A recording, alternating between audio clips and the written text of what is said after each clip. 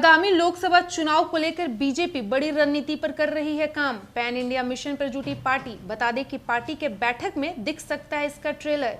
लोकसभा चुनाव को लेकर राष्ट्रीय जनतांत्रिक गठबंधन यानी कि एनडीए की बैठक के पहले राजनीतिक सरगर्मियां तेज हो गई है। बीजेपी के पैन इंडिया प्रोजेक्ट की पहली झलक 18 जुलाई को होने वाली एनडीए की बैठक में दिखाई देगी। इस बैठक में शिवसेना के शिंदे ग्रुप के साथ ही एनसीपी के अजीत पवार का गुट भी शामिल हो सकता है।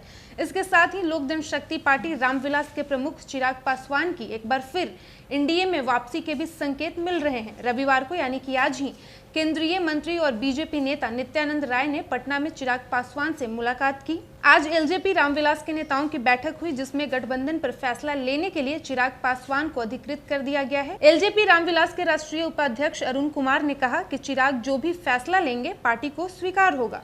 चिराग पासवान के केंद्रीय मंत्री बनाए जाने की अटकलों पर उन्होंने कुछ कहने से इनकार किया। चिराग पासवान ने भी मीडिया को बताया कि आगामी 2024 के लोकसभा चुनाव और राज्य के चुनाव को लेकर गठबंधन करने को लेकर पार्टी नेताओं ने मुझे अधिकृत किया है। एनडीए की बैठक में एनसीपी के अजीत पवार ग्रुप की तरफ से प्रफुल्ल पटेल शामिल हो सकते हैं। बगावत से कुछ दिन पहले ही शरद पवार ने उन्हें सुप्रिया सुले के साथ एनसीपी का कार्यकारी अध्यक्ष बनाया था। वहीं एक मीडिया रिपोर्ट्स के अनुसार बीजेपी नेतृत्व ने कर्नाटका में जनता दल, उत्तर प्रदेश में ओम प्रकाश राजभर की सुहेलदेव भारतीय समाज पार्टी और बिहार में विकासशील इंसान पार्टी के मुकेश साहनी को गठबंधन में लाने का फैसला किया है। बिहार में प्रभावशाली दलित नेता जीतन राम मांझी पहले ही एनडीए में शामिल हो चुके हैं। इसके बाद मुकेश साहनी के साथ सकारात्मक बातचीत और अब चिराग की वापसी के साथ बिहार में बीजेपी सवर्ण जातियों और गैर यादव व गैर कुर्मी ओबीसी जातियों का एक गठबंधन तैयार करती दिखाई दे रही है। इसके साथ ही पार्टी ने कर्नाटक में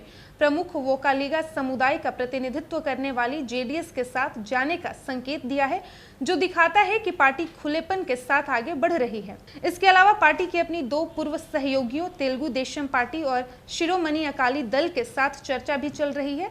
टीडीपी प्रमुख चंद्रबाबू नायडू ने पिछले महीने ही जेपी नड्डा और अमित शाह से मुलाकात की थी। एक बार फिर से दोहरा दें कि लोकसभा चुनाव को लेकर राष्ट्रीय जनतांत्रिक गठबंधन यानी कि एनडीए की बैठक के पहले राजनीतिक सरगर्मियां तेज हो गई है। बीजेपी के पैन इंडिया प्रोजेक्ट की पहली झलक 18 जुलाई को होने वाली एनडीए की बैठक में दिखाई देगी। इस बैठक में शिवसेना के शिंदे ग्रुप के साथ ही एनसीपी के अजीत पवार का गुट भी शामिल हो सकता है। इसके साथ ही लोक जनशक्ति पार्टी रामविलास के प्रमुख चिराग पासवान की एक बार फिर एनडीए में वापसी के भी संकेत मिल रहे हैं।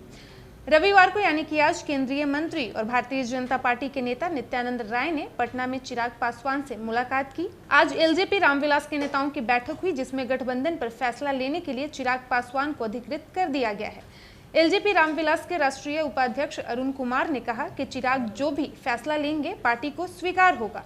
चिराग पासवान के केंद्रीय मंत्री बनाए जाने की अटकलों पर उन्होंने कुछ कहने से इनकार किया।